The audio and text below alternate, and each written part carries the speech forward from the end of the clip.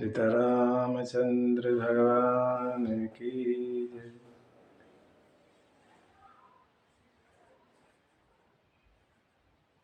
जैसे ही परशुराम जी को धनुष टूटने के बारे में पता लगा, तुरंत आकाश मार्ग से और जनकपुर पहुंच गए।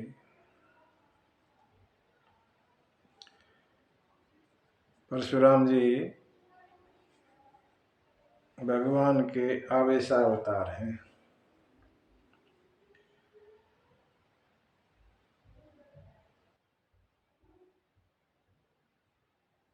और विश्वामित्र की बहन के पोते हैं रिश्ते में। विश्वामित्र की बहन परशुराम भगवान की दादी।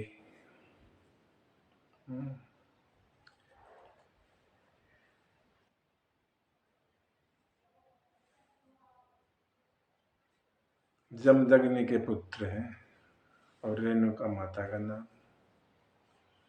जमदग्नि तो ब्राह्मण है, लेकिन रेणुका कहते हैं क्षत्रिय है।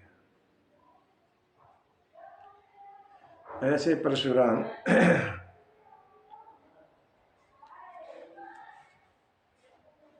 महेंद्र पर्वत पर तपस्या करते हैं और जैसे ही पता लगा सीधे जनकपुर में पहुंच गए। जो राजा शोर मचा रहे थे, ले लो, छुड़ा लो सीता को, ये कर दो, वो कर दो, सब जैसे ही परशुराम जी आए सब चुप, एकदम सन्नाटा। परशुराम जी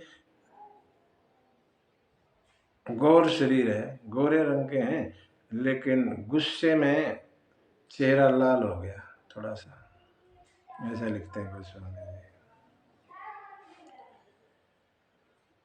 जैसे ही परशुराम को राजाओं ने देखा सब खड़े हो गए और पितु समेत कही कही निज नाम, लगे करण सब दंड प्रणाम। सब खड़े हो गए और नंबर वाइज पिता का नाम लेते हैं। मेरे पिताजी का नाम ये, मेरा नाम ये, मैं इस देश का राजा, ऐसे अपने आप ही बिना पूछे शुरू हो गए। जिसकी तरफ भी परशुराम ऐसे ही देख लेते हैं तो लगता है तेरी तो उम्र पूरी हो गई, ऐसा सोचते हैं राजा। जनक जी आए, प्रणाम किया और सीता को बुला के प्रणाम करवाया। परशुराम जी ने सीता मैया को आशीर्वाद दिया। सखियां सीता को वापस ले गई और फिर विश्वामित्र आते हैं। दोनों भाई राम लखन को प्रणाम करवाते हैं और कहते हैं ये राजा दशरथ के पुत्र हैं, राम और लक्ष्मण। परशुराम जी राम को देखने के बाद देखते ही रह गए।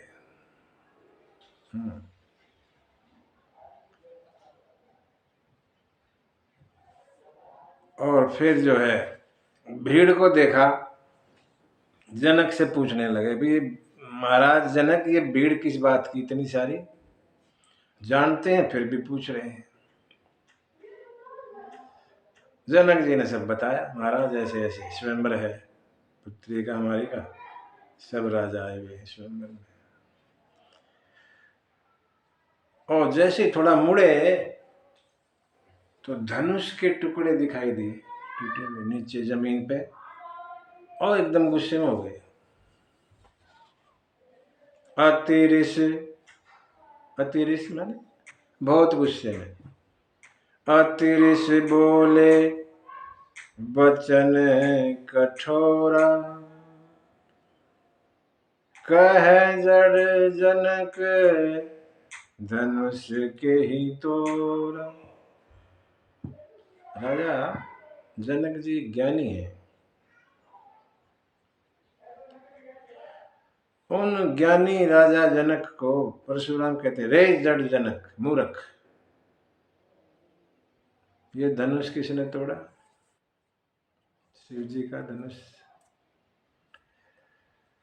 बेग दिखाओ मूढ़ ने तयाजु, उलटम मही जह लगी तव राजू। जल्दी उसको दिखाओ कौन है वो, नहीं तो जहां तक तुम्हारा राज्य है वहां तक की धरती को उल्टा कर दूंगा। ऐसा सुन के और महाराज जनक तो ना भयग्रस्त हो गए, डर के मारे, रे ये क्या कह रहा है।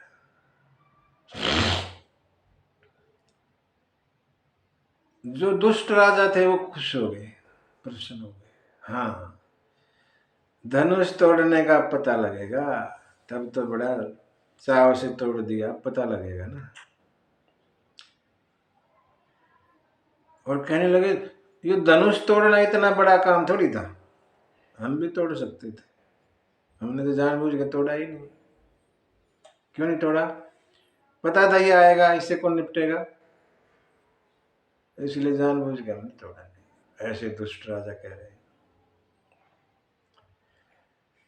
सब देवता मुनि और जनकपुर के नर नारी संकोच में पड़ गए। ये क्या, सुनैना सोच रही यार क्या, ये क्या हो गया, अब सब तो ठीक हो गया था, ये क्या हो गया। सब डरे हुए हैं।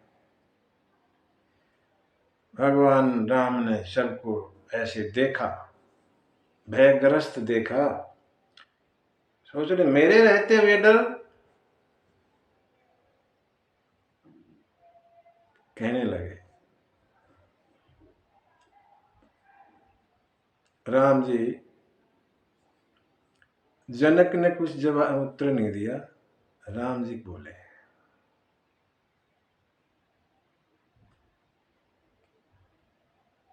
यह संवाद राम और परशुराम का है वैसे तो, लेकिन राम कम बोलते हैं इसमें, लखन ज्यादा।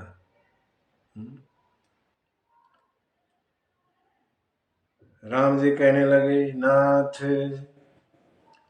भगवान की शालीनता, नाथ कह के बोल रहे हैं। नाथ संबोधनु भंजय निहारा,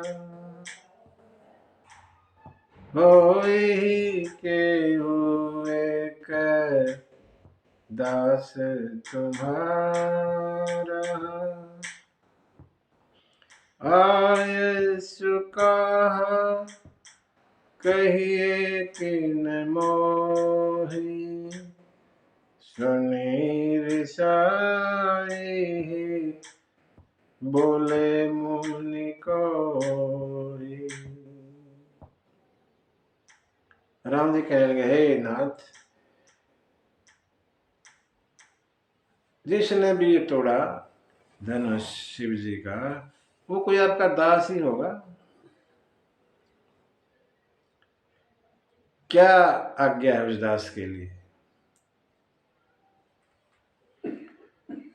जब ये सुना ना तो ज्यादा गुस्से में हो गए, कहते हैं, और बोले, राम, तुम्हें पता है दास कौन होता है?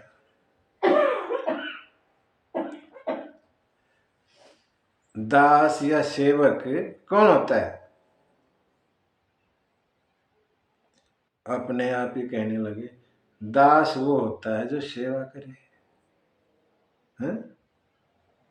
सेवक सो जो कर सेवकाई, सेवक सो जो कर सेवकाई, अरे करनी करी करही लड़ाई, सुनहु राम जेहि शिव धनु तोरा, सहस बाहु सम सोरिपु मोरा, सो बिलगाओ बिहाई समाजा, नेत मारे जय सब राजा, नेत मारे जय सब राजा। क्रोध में भर के परशुराम कहने लगे, सेवक तो वो होता जो सेवा करे, धनुष तोड़ना कोई सेवा का काम नहीं है, ये तो लड़ाई मोल लेने वाली बात हो गई। इसलिए राम जिसने भी धनुष तोड़ा है वो मेरा दुश्मन शत्रु है। किसके बराबर? सहस्त्रबाहु के बराबर। सहस्त्रबाहु का नाम लिया है परशुराम ने। जिसने भी शिव के धनुष को तोड़ा वो सहस्त्रबाहु के समान मेरा शत्रु, इसलिए अलग हो जाए, नहीं तो सबको मारूंगा, सभी राजाओं को मारूंगा अगर अलग नहीं हुआ तो। सहस्त्रबाहु कहते हैं 1000 बाजुओं वाला राजा था, और रावण को भी उसने दबा रखा था अपने यहाँ कैद करके। ऐसा राजा था सहस्त्रबाहु।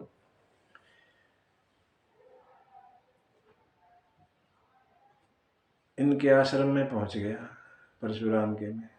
परशुराम कहीं बाहर गए थे तो घर में आश्रम में माता पिता जमदग्नि और रेणुका ही थे। बड़ा भगत किया मुनि जी ने, महाराज राजा हैं, बड़ा अच्छा सत्कार किया। और राजा सहस्त्रबाहु ऐसा आदर सत्कार देख के और अचंभित, अरे ये मुनि के पास इतना सब कहाँ से आ गया। बात हुई तो बोले मेरे पास कामधेनु गाय है, वो जो इच्छा करो दे देती है। तो बातों में बोले कि सहस्त्रबाहु कहने लगे मुझे दे दो ये गाय। उनकी आपस में बात हो गई तो तुम्हें में ज्यादा चल पड़ी, जबरदस्ती करने लगे। कहते हैं सहस्त्रबाहु ने जमदग्नि का वध कर दिया और चला गया। परशुराम आए तो माता से पूछा, माँ ये कैसे हो गया? तो बोला बेटा ऐसे ऐसे होगा। सहस्त्रबाहु राजा आए थे, उन्होंने तुम्हारे पिता का वध कर दिया। तभी से परशुराम ने प्रतिज्ञा की थी कि इस पृथ्वी को क्षत्रियों से हीन कर दूंगा, एक भी क्षत्रिय नहीं छोड़ूंगा। और कहते हैं 21 बार क्षत्रियों का नाश किया धरती से। परशुराम सहस्त्रबाहु को सबसे पहले मारा परशुराम ने। वो इसलिए तो कह रहे हैं वो मेरा शत्रु सहस्त्रबाहु के समान होगा जिसने भी ये धनुष तोड़ा है, इसलिए बाहर हो जाए। कोई कुछ नहीं, राम भी चुप, गुरु जी भी चुप। लखन ने सोचा ये बात तो बनी नहीं। लखन खड़े हो जाते हैं, गुरु जी को प्रणाम करते हैं, मौन स्वीकृति मिल जाती है गुरु से। लखन कहने लगे महाराज इनकी और आपकी भाषा नहीं मिलती, नाम की आप इनकी भाषा समझते परशुराम की, ना परशुराम आपकी भाषा समझते, इसलिए मुझे आने दो, हम एक भाषी है ना दोनों, हम समझते हैं एक दूसरे की, मुझे आने दो। लखन बोल पड़े, खड़े हो गए और कहने लगे बहु धनुही, बहुत धनुई, धनुई बोल रहे हैं धनुष को, धनुई माने बच्ची। बहु धनुई तोरी लड़काई, कबहु न असरिस कीन गोसाई। बहु धनुई तोरी लड़काई, कबहु न सरिस कीन गोसाई। एहि धनु पर ममता केहि हेतु,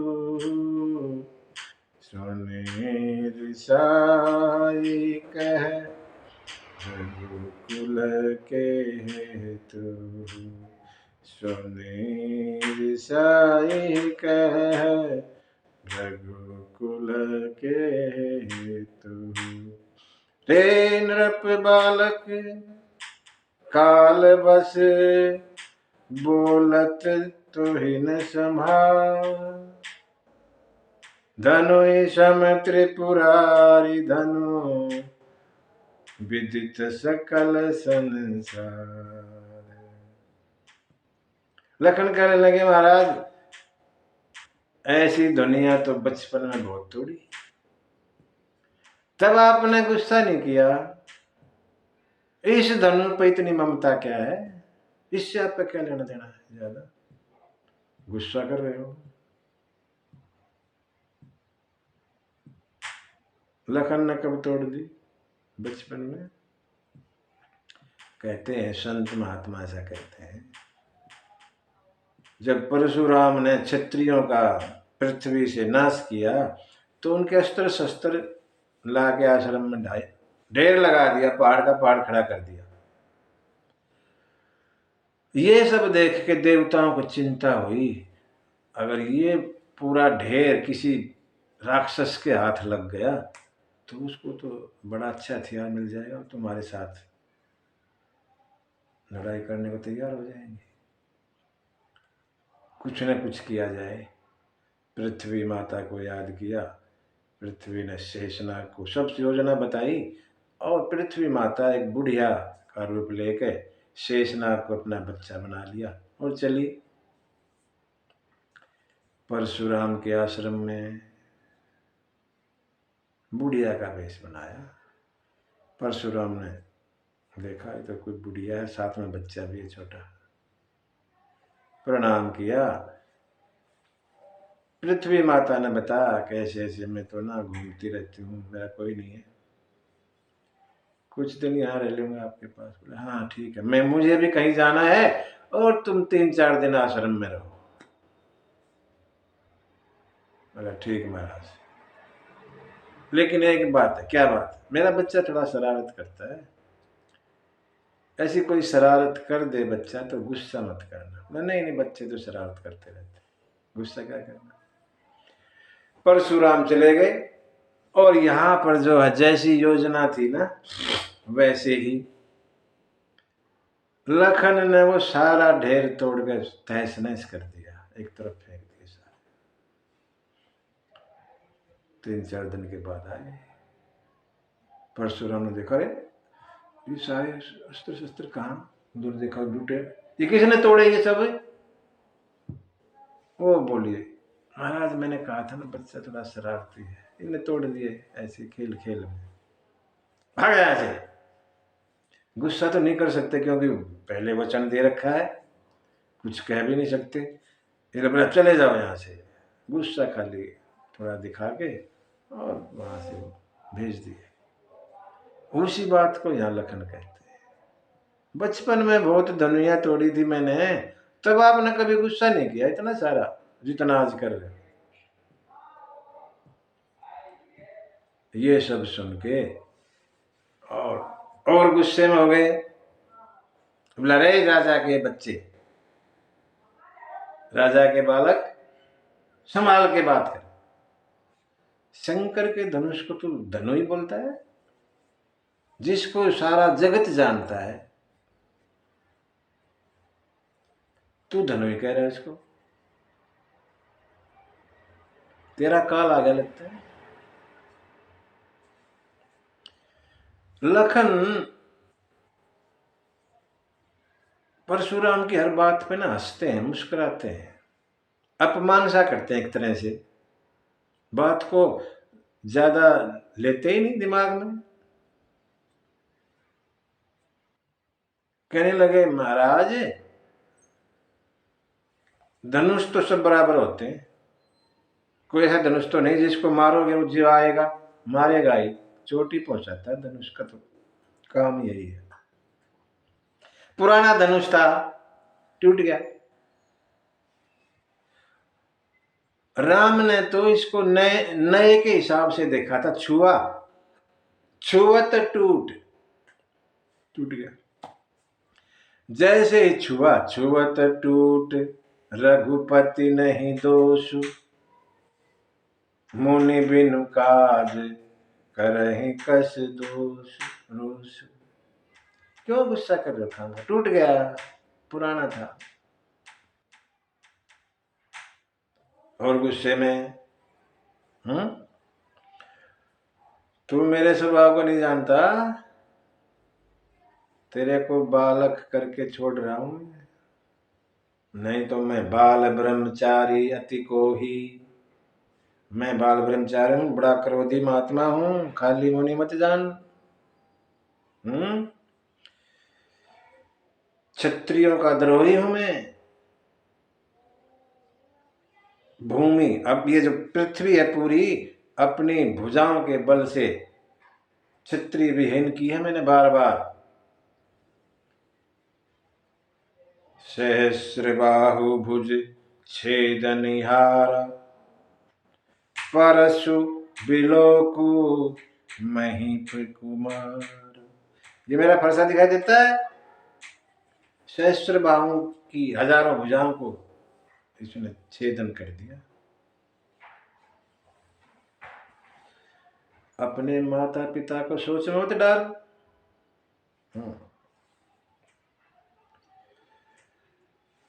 लखन बोले ओहो, अरे आप तो बड़े महायोद्धा हैं, पुनि पुनि मोही दिखाऊ कुठारू, बार बार फरसा दिखाते हो। चाहत उड़ावन फूकी पहाड़, फूक से पहाड़ उड़ाना चाहते हो क्या? यहाँ को कुंबड़ बतियार को नाही, यहाँ कुंबड़ बतिया को नाही, जो तर्जनी देखी मरी जाए। ये कुंबड़ बतिया की बेल नहीं है, छुआ और मर जाएगी। मैंने आपका वेश देख के ये सब कहा, आप भृगु वंश से हैं, ऐसा पवित्र वंश आपका, आपको ऐसा जान के मैं सह रहा हूं आपकी बातें। हमारे यहाँ, हमारे वंश में सुर महिसुर, सुर महिसुर हरिजन अरुगाई, देवता ब्राह्मण भगवान के भगत और गाय, हमारे कुल इन पर सुराई। हम अपना ताकत इन पर नहीं दिखाते, इन पर हम अपनी ताकत नहीं दिखाते। क्यों? बंधे पाप अपकीरति हारे, इनको अगर वध करोगे इनका तो पाप लगता है, इनसे हारोगे तो अपकीर्ति अपयश मिलता है, इनसे हार गए, इसलिए इनसे इन पे हम अपना बल प्रयोग नहीं करते, इनको तो हम पूज्य मानते। और महाराज ये धनुष बाण कुठार फरसा क्यों इसके वजन में मरे जा रहे हो, बोझ में, इन सब की जरूरत है ही नहीं। क्यों? आपके वचन ही ऐसे हैं, बाण से लगते हैं, कोई जरूरत नहीं धनुष बाणों की। परशुराम और गुस्से में हुए, बोले विश्वामित्र को, कौशिक इनको समझा लो, इसको समझाओ मेरे बारे में, मेरे बल के बारे में, मेरे बारे में। अब विश्वामित्र तो कुछ ना कहते, लेकिन लखन ही कहते हैं, मैं जानता हूं आपका लख सुजस, आपका यश मैं जानता हूं महाराज, जब से आए हो अपने बारे में तो कहे जा रहे हो, और कुछ कमी रह गई हो और कह दो। आप महात्मा हैं, वीरवर्ती हैं, गाली देना आपके मुंह से अच्छा नहीं लगता। सूर समर करनी करही, कही न जनावहि आपू। जो योद्धा होता है ये युद्ध के मैदान में बकता नहीं, अपनी करनी करता है, दिखाता है करके, और लोग उसके बारे में कहते हैं, वो खुद नहीं कहता।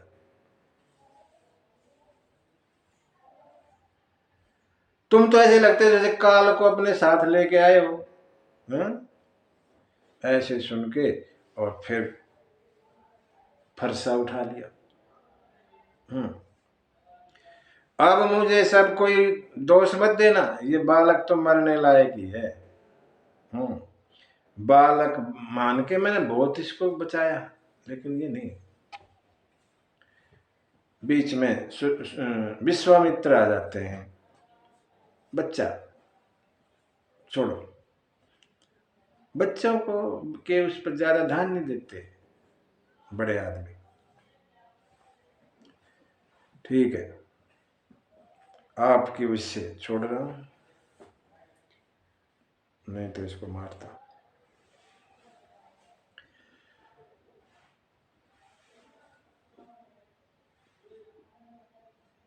लखन शेष अवतार है, शेष माने जो बच गया है ना, शेष का मतलब ये भी था शेष, शेष के आगे फिर उसकी कोई कटौती नहीं होती, शेष इतना बच गया, शेष को काटा नहीं जा सकता।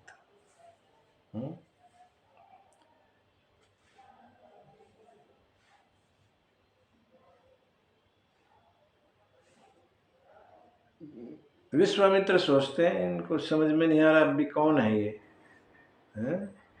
परशुराम जी अब भी नहीं समझ पा रहे, तुम्हारे सामने इतना कौन बोल सकता है, नहीं समझ में आ रहा।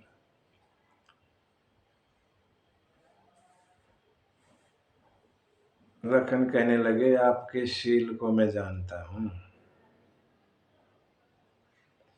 माता पिता का ऋण तो तुमने उतार दिया, लेकिन गुरु का ऋण बाकी पड़ा आपके सिर पे, वो अगर मेरे माथे से काटना चाहते हो तो मिलेगा नहीं। क्या मतलब? माता पिता का ऋण उतार दिया, कैसे उतार दिया? जमदग्नि ने सभी बच्चों से कहा, जमदग्नि के 4 पुत्र थे, उनमें परशुराम एक है, कि तुम अपनी माता को मार दो, ऐसा ऐसा जमदग्नि ने कहा, तो तीनों पुत्र मना कर दिया। परशुराम ने पिता की आज्ञा मान के और माता का वध कर दिया, पिता के ऋण से उतर गए।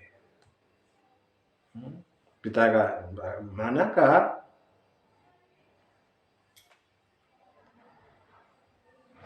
जमदग्नि बड़े खुश हुए परशुराम पे, बोला बेटा मांग कुछ वरदान, तो पिताजी वरदान दो, देना चाहते हो तो दे दो, मेरी माता को जिंदा कर दो। माता के ऋण से भी ऋण हो गए, लेकिन गुरु का ऋण रह रहा है। गुरु कौन है परशुराम के? शंकर भगवान। जो शिक्षा दीक्षा ली गुरु शंकर भगवान से ली परशुराम ने, और शिष्य दक्षिणा देते हैं। परशुराम कहने लगे, गुरुजी दक्षिणा क्या दूं? आपने मुझे शिक्षा दी। बोला, मुझे तो कुछ नहीं चाहिए, तुम्हारी माता से पूछ लो, गुरु माँ से कुछ चाहती हो तो। परशुराम पार्वती के पास गए, माँ दक्षिणा क्या दूं? बोले, कुछ नहीं, नम्रन ने कुछ तो बताओ, देना चाहते? बोला, हाँ, शेष की मणि दे दो। सर्प की मणि नहीं होती, मणि होती सर्प के यहाँ माथे में, मणि दे दो। बोला, ठीक है माँ। और परशुराम मणि के चक्कर में पड़ गया। वो मणि मिलती नहीं, वो मणि नहीं मिलती। लखन भी शेषनाग है, शेषनाग के अवतार, तो वहां भी मणि है। उसी बात को कहते हैं, लखन तुम वो मेरे माथे से काटना चाहते हो क्या? वो तो मिलेगी नहीं, वो तो मिलने से रही। हाँ, काफी समय हो गया गुरु का ऋण, ब्याज भी बहुत लग गया होगा उस पे। बुलाओ किसी को, कोई गिनने वाला आए, कितना क्या हिसाब किताब हो गया, मैं भी थैली भर के आपको दे देता हूँ, अपने गुरु को दे देना, और गुरु का ऋण भी पूरा हो जाएगा। ये सब सुन के परशुराम तो और उत्तेजित हो गए। लखन बार बार उत्तर दे रहे हैं, कैसे लगते हैं? परशुराम जी अग्नि, गुस्से में हैं, और लखन के वचन घी का काम करते हैं। आग और बढ़ जाती है। तब भगवान राम उठे और जल सम वचन बोले, जल के समान शीतल वचनों से कहा, हे मुनि जी, बालक बच्चा कृपा कीजिए इसमें। आपके प्रभाव को ये जानता नहीं ना, बच्चा है, इसको पता नहीं आपके बारे में। बड़े लोगों का ऐसा स्वभाव होता है, बच्चा कुछ करता है ना शरारत, तो बच्चे बड़े आदमी खुश होते हैं। आप इस पर कृपा करें। राम का ऐसा सुन के थोड़ी सी शांति हुई परशुराम को, लेकिन लखन बीच में फिर मुस्कुराने लग गए। ऐसा देख के फिर गुस्से में हो गया, राम ये तुम्हारा जो भाई है ना, ये तो, राम ने कहा था कि दूध मुखा है, ये तो दूध मुखा नहीं, विष मुखा है, जहर मुखा है। तो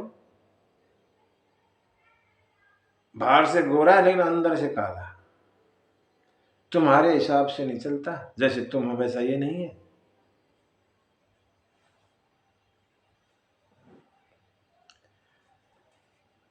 लखन हंस के फिर बोले, महाराज मैं इनका अनुचर नहीं हूं, आपका अनुचर हूं, आपके हिसाब से चलता हूं। आपको गुस्सा तो मुझे भी गुस्सा, मैं तो आपका चेला है। ये टूट गया, अब जुड़ने से रहा, क्यों परेशान हो रहे? बैठ जाओ, काफी देर होगी, थक गए हो गए, बैठो। अगर इतना ही प्रेम है इससे तो किसी कारीगर को बुला के जुड़वा देते हैं, क्यों किस लिए परेशान हो रहे? सब लोग थर थर कांपने लगे, अरे ये छोटे वाला तो बड़ा खतरनाक है, बोले जा रहा है कुछ कुछ। परशुराम लखन की ऐसी वाणी, निर्भय वाणी, बिना डरे हुए वाणी लखन की सुन के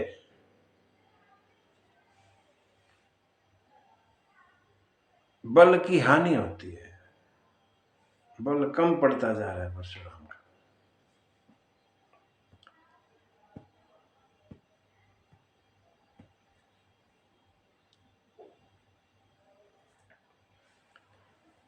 राम बीच में आते हैं और कहते हैं, मुनि ये बालक है, और बालक का और जो मंद बुद्धि का बच्चा होता है उसका एक स्वभाव होता है।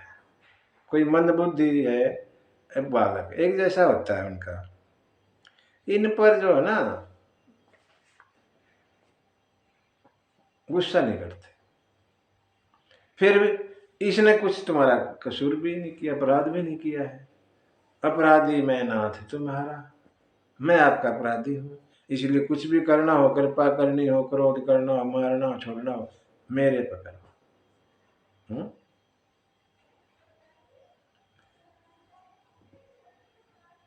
ये सब कहा तो बोला राम ये गुस्सा कैसे जाए, जब तक मैं इसके कुठार इसके गले पे ना लगा दूं तो गुस्सा थोड़ी जाता है ऐसे।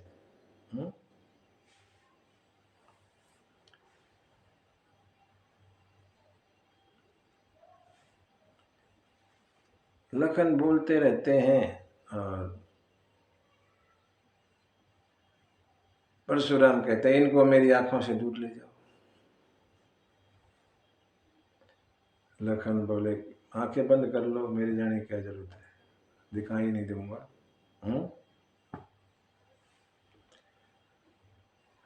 सब बातें चलती रही तो परशुराम ने सोचा ये राम तो विनती करता है और लखन उल्टा पुल्टा बोलता है, इसका मतलब ये इनकी आपस में ना मिली भगत है। और परशुराम कहने लगे राम ये ना तुम्हारी वजह से ये उल्ट पुल्ट बोल रहा है।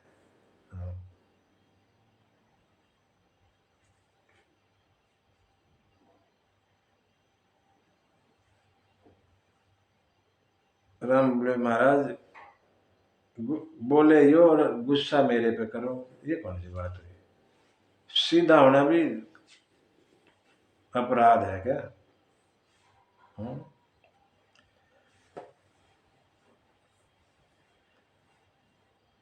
मेरे से युद्ध कीजिए, अगर आप राम हैं तो मेरे से युद्ध करो, नहीं तो राम का आना छोड़ दो आज के बाद। राम कहने लगा आपकी हमारी क्या, आप स्वामी मैं सेवक, स्वामी का सेवक का क्या युद्ध। आपके हाथ में ये कुठार धनुष बाण देख के इसने कुछ कह दिया, हमारा हम क्षत्रिय हैं, कह दिया इसने। आपके नाम को तो जानता था लेकिन आपको कभी देखा नहीं, पहचाना नहीं, पहचानता नहीं। अगर आप मुनि की तरह आते तो ये आपके चरणों में प्रणाम करते। आप तो क्षत्रिय की तरह आए, हम भी क्षत्रिय, इसने भी आपने जोश में कह दिया। हमारी आपकी क्या बराबरी। हाँ मेरा नाम 2 अक्षर का राम, आप तो नाम में भी बड़े हैं परशुराम। सब प्रकार हम तुम सनहारे, क्षम हूँ विप्र अपराध हमारे। हम तो आपसे सब तरह हारे हैं। रावण ने बार बार विप्र विप्र कही, मुनि मुनि, और उससे चिढ़ गए परशुराम, क्या मुनि मुनि लगा रखी है, मैं केवल मुनि समझते हो क्या तुम मुझे, इसलिए तो ऐसे अपमान से बोलते हो। धनुष का तोड़ दिया बस, कुछ समझते ही नहीं, इतना अहंकार हो गया। तो राम को भी थोड़ा लगा ये तो कुछ ज्यादा ही बोल रहे हैं परशुराम। राम बोले महाराज ऐसा कुछ नहीं है, ये मत समझो हम डर के ऐसा बोल रहे हैं, ये तो हमारा स्वभाव है, रघुवंशी है। हमको कोई ललकारे चाहे काल ही क्यों ना हो, एक बार तो इससे उड़ जाएंगे।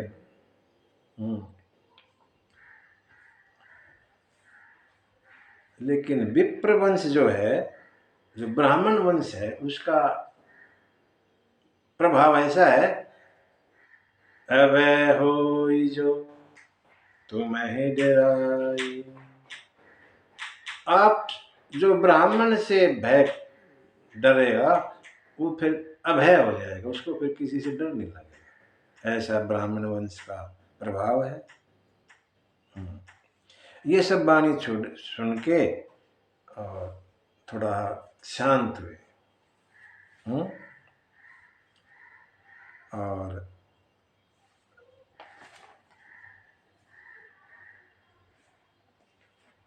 कहने लगे, मेरा संशय दूर कीजिए।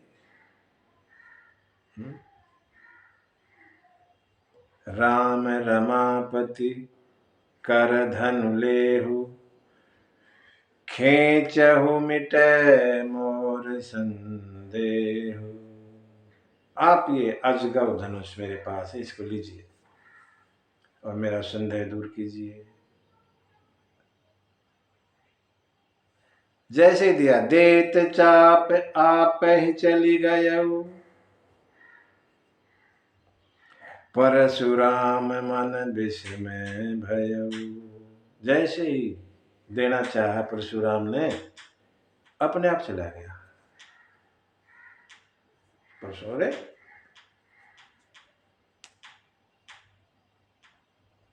परशुराम के मन को तसल्ली हुई, अरे तो अवतार है, अवतारी है।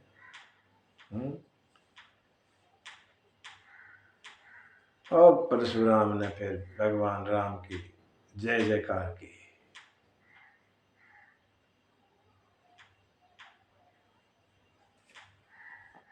करम का मुख एक प्रशंसा, जय महेश मन मानस हंसा।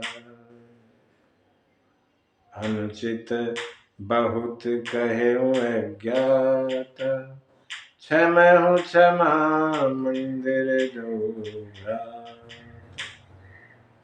मुझे क्षमा करें आप दोनों भाई, मैंने बहुत कुछ आपको कह दिया। कही जय जय जय रघुकुल केतु, भृगुपति गए बनहि तप हेतु। 9 बार जय जयकार की भगवान राम की परशुराम ने। और फिर परशुराम वापस तप के लिए वन चले गए। ये सब प्रसंग हुआ।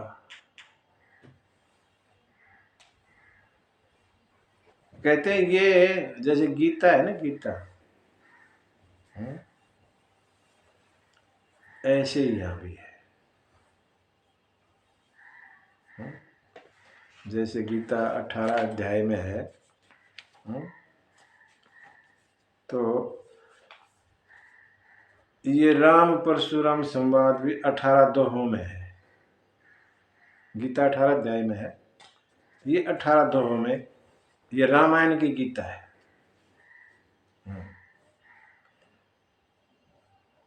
भगवान धर्म के लिए आते हैं, धर्म की स्थापना के लिए।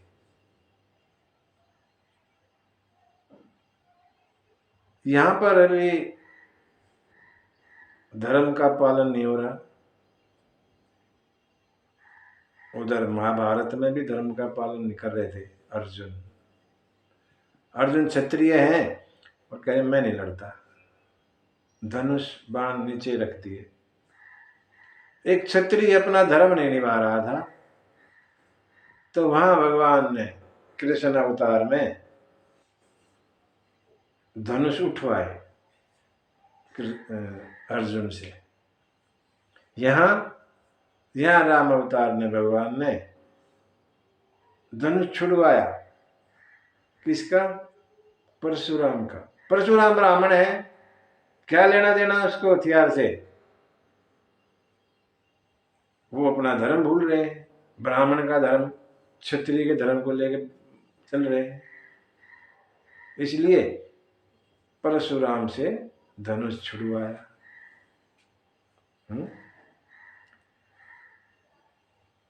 धर्म की स्थापना की। यहाँ जनकपुर में लखन जी ने 2 को डांटा है ना? और दोनों कौन है?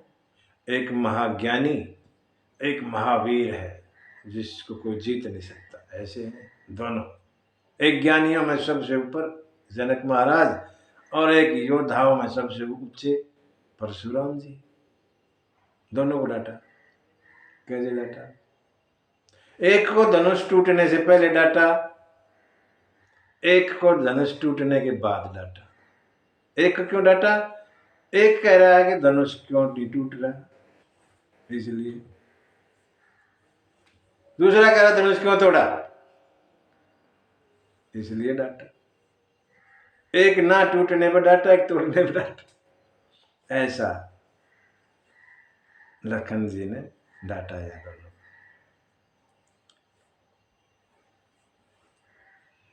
जो देवता, जो राजा बैठे थे, वो सब डर गए। अरे इन्होंने तो परशुराम को भी काबू में कर लिया, और परशुराम तो चलेगा भी, तुम्हें मारेंगे। सब डर गए, भाग गए वहां से। और देवताओं ने बाजे बजाए, देवन दीनी दुंदुभि, प्रभु पर बरसहि फूल, हर से पुर नर नारी सब, मिट्टी मोह में सूल। सब नगर नर नारी हर्षित हो गए, और जो दिखावटी माया रूपी कष्ट था वो दूर। दशरथ महाराज खुश हो गए, सीता भी खुश हो गई, और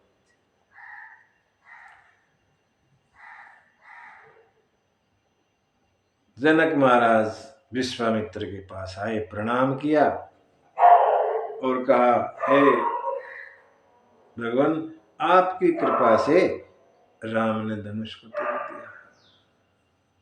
मैं कृत्य कृत्य या मोहि कृत्य कृत्य की न दो भाई, अब जो उचित सो कहूं गोसाई। मैं कृत्य हो गया, कृत्य हो गया, मतलब अब कुछ करने को नहीं बचा। आगे जो उचित है आप बताइए, क्या करना है इस बारे में। विश्वामित्र कहने लगे, कह मुनि सुनो नर नाथ प्रवीण, रहा विभाव चाप आधीन।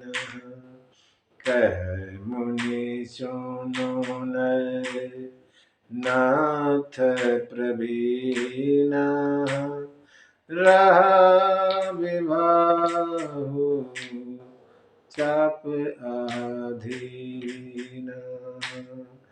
टूटते धन भयउ विभाव, सुर नर नाग विदित सब काहू। सुर नर नाग विदित सब काहू। मुनि विश्वामित्र कहने लगे, महाराज ये विवाह तो इस धनुष के अधीन था, धनुष टूटे विवाह तो वो तो काम हो गया, धनुष टूट गया, विवाह तो हो गया, ऐसा आपकी प्रतिज्ञा के हिसाब से। लेकिन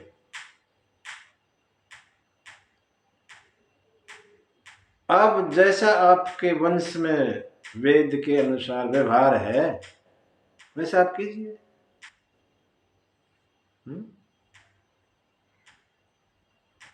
अपने गुरु से, ब्राह्मणों से, श्रेष्ठ जनों से बात करके जैसा आपका वंश का व्यवहार है वैसा आप कीजिए। और मेरे हिसाब से दूत अवधपुर पठवहु जाई, आनहु दशरथ नृप बुलाई।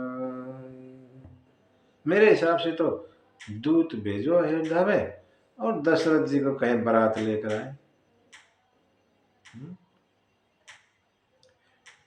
जो भी उत्सव है ना घर में, कोई भी उत्साह से मनाओ।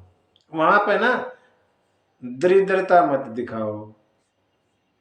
उत्सव उत्साह से मनाना चाहिए। ये नहीं कि भाई पैसे को बर्बाद कर दो, लेकिन उत्साह मन से तो कम से कम गरीब ना हो ना, है ना। तन धन चलो वो तो जैसा जिसके पास है उसे लगाएंगे, लेकिन कम से कम मन से तो उत्साहित रहे, मरे मरे से ना रहे। अरे ये खर्चा आ गया कैसे होगा, वो तो ना करें ना। कम से कम उत्साह, जब भी कोई उत्साह हो, उत्सव कोई भी हो, उत्साह से मनाए। जनक महाराज ने दूत भेजे अयोध्या में, पत्र लिख के और दे दिया, समझा दिया सब। दूत चले अयोध्या के लिए। इधर जो है जनकपुर की सजावट शुरू हो गई, सजाना शुरू कर दिया जनकपुर को। दूत 3 दिन में अयोध्या पहुंच गए। नगर को देखा, बड़ा सुंदर नगर, खुश हुए और महल में जाके खबर समाचार जनवा दिया। दरबार में पहुंची, करी प्रणाम, प्रणाम किया दूतों ने। करी प्रणाम तिन पाती दीनी, पाती दी। किसी मंत्री ने या सेवादार ने नहीं ली पाती, किसने ली? मुदित महीप आप उठ ली। महाराज दशरथ खुद ही उठ के आए अपने सिंहासन से और आके दूतों से पत्रिका अपने आप ली। नहीं तो कोई मंत्री भी लेके वहां पहुंचा सकता था? नहीं, जनकपुर से आई है चिट्ठी। कहीं ना कहीं जनक महाराज दशरथ को पता था कि तेरे पुत्र वहां पहुंच गए, इसलिए पुत्रों की पत्रिका होगी। अपने आप खुश हो गए, पत्रिका ली, बारी बिलोचन, और वहीं शुरू हो गए पढ़ना, खोल के वहीं शुरू, सबके सामने। बारी बिलोचन बाचत पाती, आंखों में आंसू, आंखों में आंसू टपकने लग गए। पुलक गात भर आई छाती, गात ऐसा हल्का हो गया, छाती भर के आ गई, मस्ती में आ गए। राम लखन उर कर बर चिट्ठी, राम और लखन दिल में और हाथों में चिट्ठी। रही गए कहत न खाती मीठी। दरबार में आए, सभा में, और पूछने पे फिर सबको सुनाया। सभा में बैठे सबको फिर दोबारा सुनाई। इतनी देर में भरत और शत्रुघ्न को पता लगा, आए, पिताजी किसकी चिट्ठी? ऐसे ऐसे आई। फिर सुनाई, तीसरी बार, बार बार सुना रहे। महाराज बैठ गए, दूतों को भी बिठा लिया और बोले, सुनाओ, हमारे पुत्रों का हाल सुनाओ, कैसे है? क्या तुमने अपनी आंखों से देखा है? सुनी सुनाई मत बताना, अगर अपनी आंखों से देखा तो बताओ कैसे है वो। मैं बताऊं? एक सांवला है, गोरा है, धनुष बाण रखते हैं वो, और उनके साथ में एक मुनि जी है। किशोर अवस्था के हैं मेरे बच्चे, ज्यादा उम्र के नहीं। बै किशोर कौशिक मुनि साथ, कौशिक मुनि जी इनके साथ है, विश्वामित्र जी। अगर पहचाने तो कहूँ सुभाऊ, पुनि प्रेम विवश पुनि पुनि कह राम। अगर आपने पहचाना तो स्वभाव बताओ उनका कैसा है। बार बार प्रेम के बस होके कहते हैं। जब से मुनि ले गए ना, आज ही सच्चा समाचार मिला, इससे पहले नहीं मिला। जब ते मुनि गए लेवाई, तब ते आज साची सुधि पाई। और मेरे बच्चों को महाराज जनक ने कैसे पहचाना?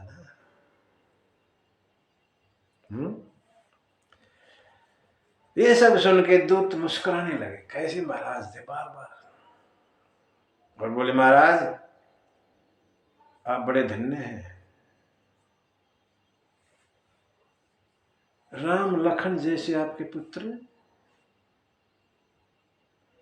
उनके बारे में आप कह रहे हैं कि कैसे पहचाने?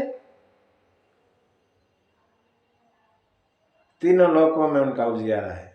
पुरुष सिंह तिहुपुर उजियारे, पुरुष सिंह है वो, पुरुषों में शेर।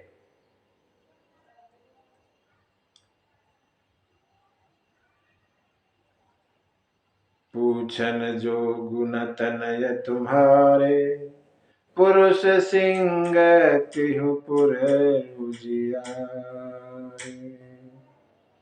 उनके प्रताप के आगे, उनका प्रताप ऐसा, शशि मलि चंद्रमा मैला लगता है, रवि शीतल लागे, और सूर्य महाराज ठंडा लगता है। ऐसा प्रताप है उनका, आपके पुत्रों का। उनको कह रहे हो कि कैसे पहचाने? क्या सूर्य को दीपक लेके ढूंढा जाएगा? नहीं। बहुत राजा वहां आए स्वयंवर में, किसी से धनुष नहीं टूटा। बाणासुर जैसे जो सुमेरु पर्वत को उठा सकते हैं, चले गए। रावण जो खेल खेल में कैलाश को उठा लेता था, वो भी हार मान के चला गया। वहां पे आपके पुत्र राम ने धनुष को कमल नाल की तरह, जैसे हाथी कमल नाल को तोड़ देता है, तोड़ दिया बिना ही शर्म के। ये सब सुन के महाराज गदगद हो गए, पूरी सभा हर्षित हो गई और कुछ न्योछावरी देना चाहा दूतों को दशरथ महाराज ने, लेकिन कही अनीति ते मूंदहि कान। नहीं नहीं नहीं, ये ठीक नहीं है, आपको काना पात्र नहीं, ऐसे ऐसे नहीं। क्यों? हमारी पुत्री यहाँ की ससुराल है, होने जा रही है, हम ऐसे नहीं लेते। सब बड़े खुश हुए। जिस महाराज के दूत ऐसे, मर्यादा, सब ने धर्म जान के और खुशी मनाई। महाराज दशरथ चिट्ठी को लेके और पहुंचे, कहाँ? महल में नहीं। ये बड़ी खासियत है दशरथ महाराज की। हाँ, जब भी कोई ऐसी बात होती है, गुरु के पास, गुरु को पहले, बाद में और परिवार, पहले गुरु। गुरु के पास पहुंच गए, चिट्ठी दिखाई, महाराज गुरु जी जनकपुर से दूत चिट्ठी लेके आए राम और लखन के बारे में। महाराज इतने खुश हैं कि बोल नहीं पाते सही तरह से, दूतों को बुलाया, तुम ही बताओ भाई चिट्ठी के बारे में, गुरु जी के, हमारे गुरु जी को बताओ। गुरुजी ने चिट्ठी पूरी सुनी और कहने लगे,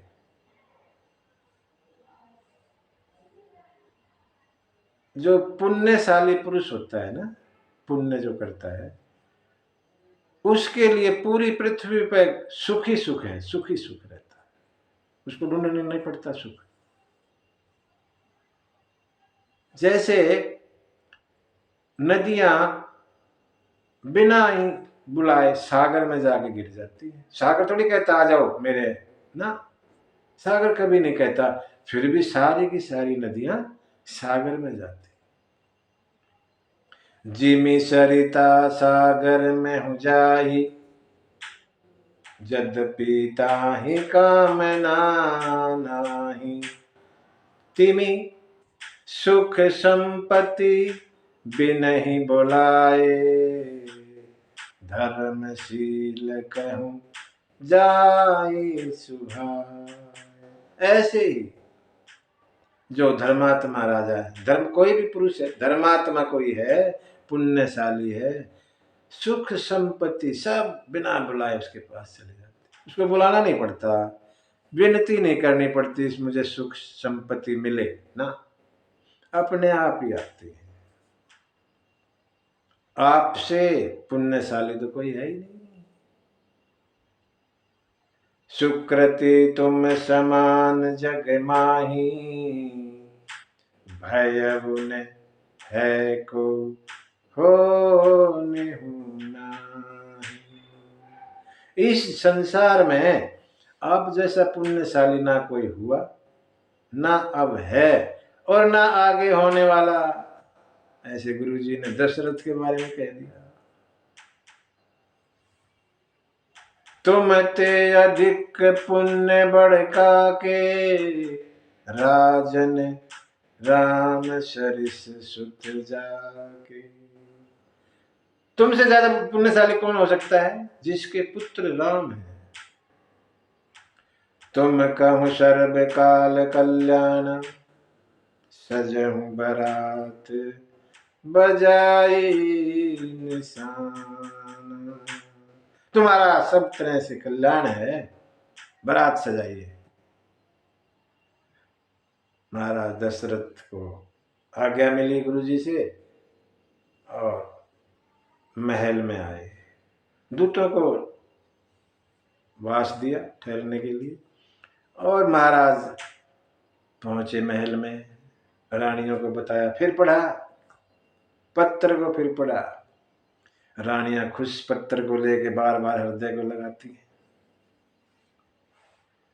रानियों ने बड़ा दान दक्षिणा दी खुशी में।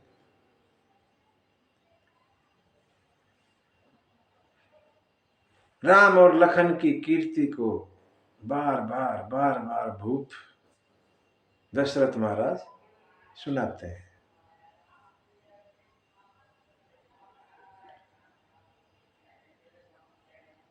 बारात की तैयारी होने लगी, भरत को बुलाया गया और पूरा बारात का इंतजाम करने को कहा गया। अयोध्या की सजावट होने लगी। अयोध्या वैसे हमेशा सजी रहती है, लेकिन अब खास सजावट शुरू हो गई। भरत ने पूरा इंतजाम किया, अनेक प्रकार के घोड़े, हाथी, ऊंट सजाए गए। कहते घोड़े ऐसे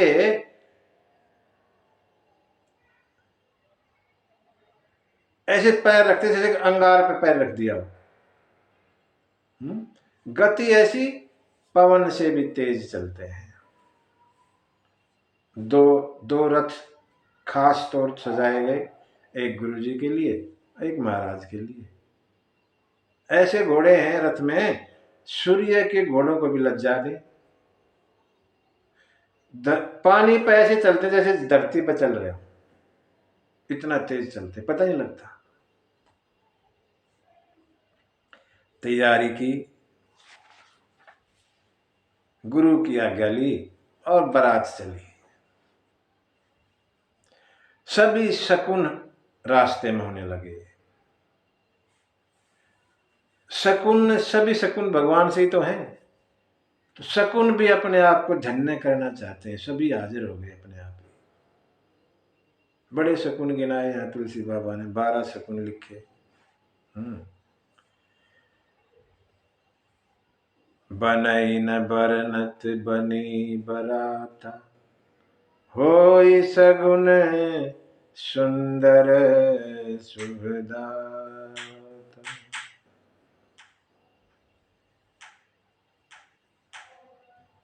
कहते हैं राम सरिस वर दुल्हन सीता, समधि दशरथ जनक पुनीता। जहां राम जैसा दूल्हा और सीता जैसी दुल्हन और समधि दशरथ और लखन जैसे पवित्र आत्मा के, वहां तो शकुन अपने आप ही आ जाएंगे। बारात चली, ऐसी कहते हैं बारात ऐसी ना कभी हुई ना कभी होगी, जैसी भगवान की बारात थी राम के अवतार में। भगवान का एक ही विवाह ऐसा है जिसमें बारात गई, वो भी राम अवतार में। कृष्ण अवतार में तो कभी कोई बारात गई नहीं, सब बिना बारात के ब्याह हो सारे। और किसी अवतार में शादी नहीं की। इसलिए एक ही अवतार ऐसा है जो बारात ऐसी थी कि कभी होगी ही नहीं, ऐसी बारात कभी हो नहीं सकती। इतनी बारात, कितनी तादाद में थे पता ही नहीं। बारात चली, देखी ना ऐसी बारात जी, देखी ना ऐसी बारात जी, जैसी रघुवर तुम्हारी। देखी ना ऐसी बारात जी, जैसी रघुवर तुम्हारी। स्पेशल बारात है ये। क्या स्पेशल इसमें? दूल्हा पहले ही, दूल्हा नहीं है साथ में, पहले ही बैठा है ससुराल में। खास बारात, ऐसी कोई बारात नहीं होगी जिसमें दूल्हा ही ना, जहाँ दूल्हा पहले ही तैयार बैठा वहां। शादी की कोई तारीख नहीं पता, बारात जब जाती है तो पता होता है ना फला तारीख को फेरे होंगे। यहाँ कुछ है ही नहीं, अभी तो लगन भी नहीं लिखा गया और बारात चल पड़ी। स्पेशल बारात राम की, ऐसी बारात नहीं मिलेगी।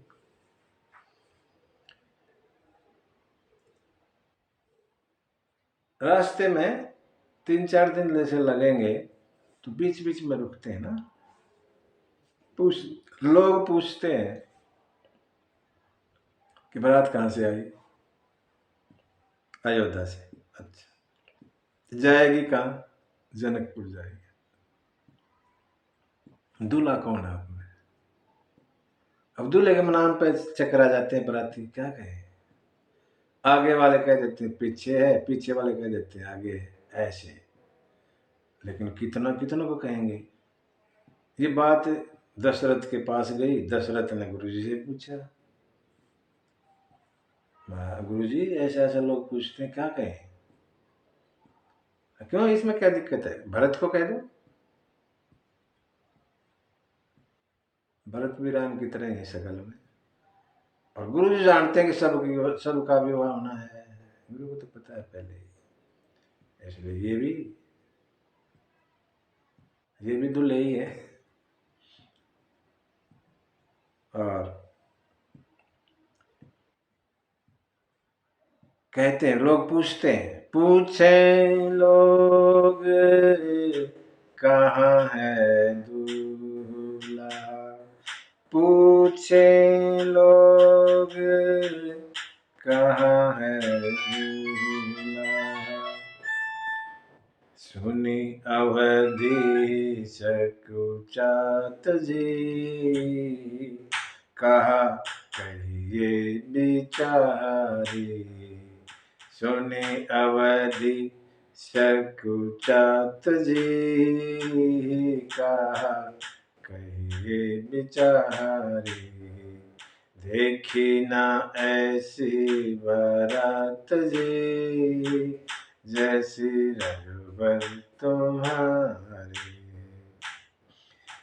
पहले से बर ससुरारी में बैठे, पहले से बर ससुरारी में बैठे, सुनी सब हंसत ठठात जी, दे दे करके तारी, सुनी सब हंसत ठठात जी, दे दे करके तारी, देखी ना ऐसी बारात जी, जैसी रघुबर तुम्हारी। अच्छा, लोग तो पूछने वाले तो पूछते हैं कब की शादी है? शादी के बारे में तो कुछ नहीं पता ना, फिर चक्कर में पड़ जाते हैं बराती, क्या कहें। ऐसे आनंद होता चलता है। जनक जी को पता लगा रात आ रही है।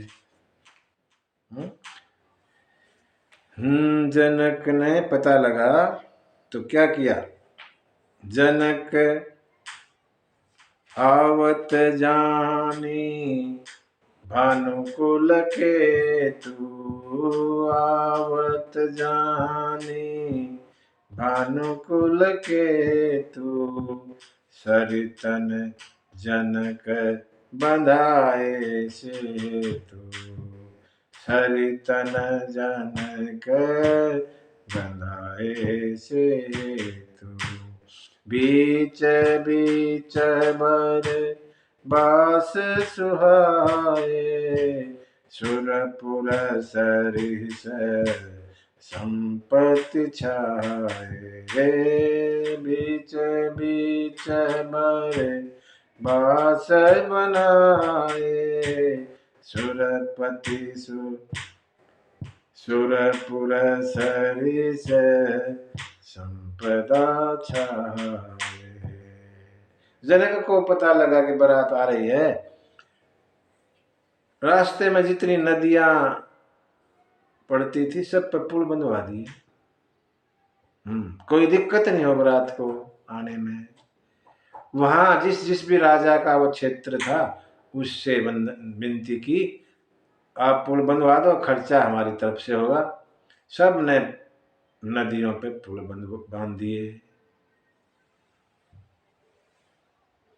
ठहरने के लिए निवास बना दिया, बीच बीच में 3-4 जगह जो रुकी बारात, वहां पे निवास का इंतजाम, खाने पीने का इंतजाम करवा दिया। सब करवाया। बारात जैसे ही नजदीक आने को हुई, अगवान बारात को लेने गए।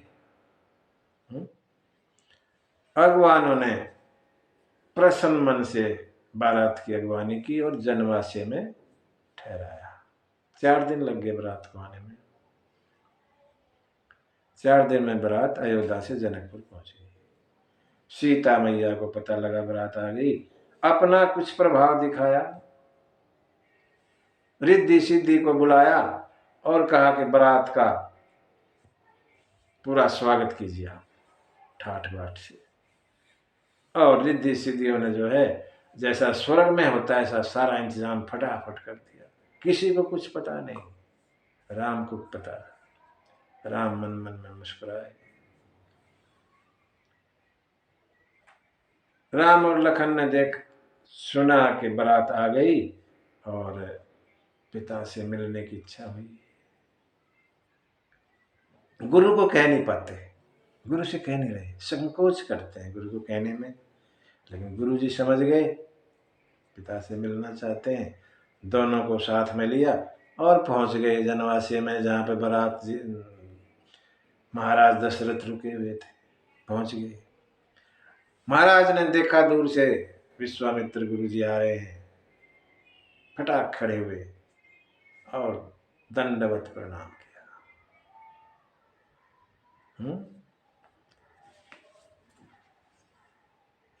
महाराज दशरथ पुत्रों से नहीं मिलते पहले, बहुत दिन हो गए, हमारे जैसे तो पुत्रों को मिलता, बाद में गुरु को देखता नहीं। पुत्र एक तरफ खड़े हैं, सीधा दंडवत गुरु जी को। मुनि दंडवत की न महीसा, बार बार पद रज धरि शीशा। चरणों की रज को बार बार सिर पर रखते हैं। कौशिक राउलिए उरलाई, कही आशीष पूछी कुशलाई। विश्वामित्र ने महाराज को उठाया, गले लगाया, आशीर्वाद दिया और कुशलता पूछी।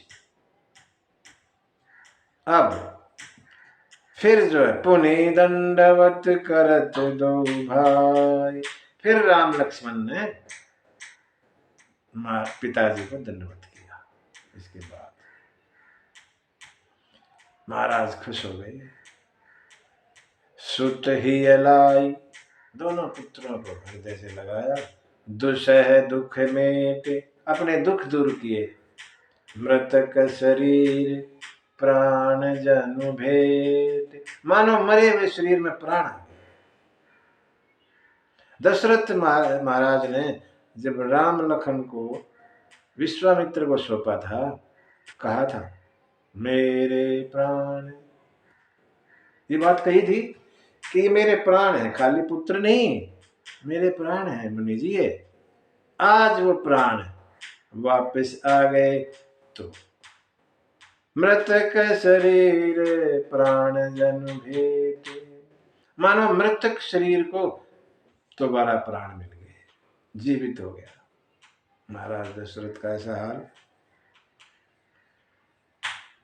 गुरु वशिष्ठ से मिले, सभी बरातियों से मिले, सबको सांत्वना दी, ठंडक मिली भगवान के दर्शन करके। सब नर नारी दशरथ महाराज की और जनक की सराहना करते हैं, कहते हैं ऐसी सेवा शंकर भगवान की किसी ने नहीं की, जिनको ऐसा पुण्य मिला।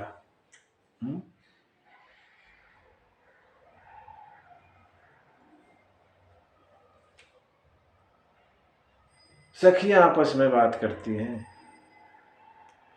कि आपको पता है, जैसे राम लखन है ना यहाँ, ऐसे ही दो और आए हैं महाराज के साथ में।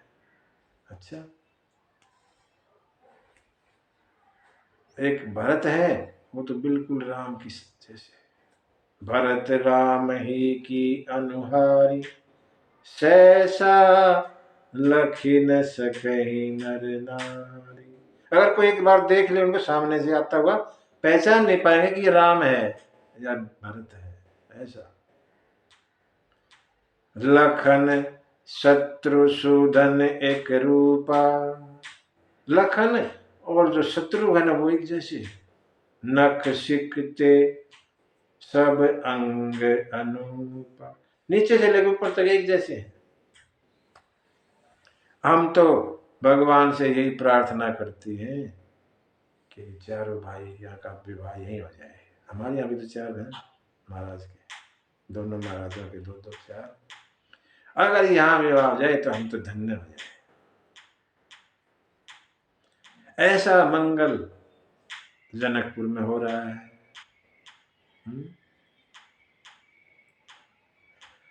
बारात काफी दिन से रुकी हुई है। सभी कहते बारात, प्रथम बारात लगन ते आई, लगन से पहले बारात आई। ताते पुर प्रमोद अधिकाई, इसलिए आनंद ही आनंद हो रहा है वहां। ब्रह्मानंद लोग सब लहहीं, बढ़हूं दिवस निशि विधि सन कहे। ब्रह्मा से कहती है हाथ जोड़ के, आप दिन रात को 24 की बजाय 48 घंटा कर दो, बढ़ा दो, दिन रात को बढ़ा दो, ताकि आनंद में कोई कमी ना रहे। ऐसा आनंद मनाते हैं सभी।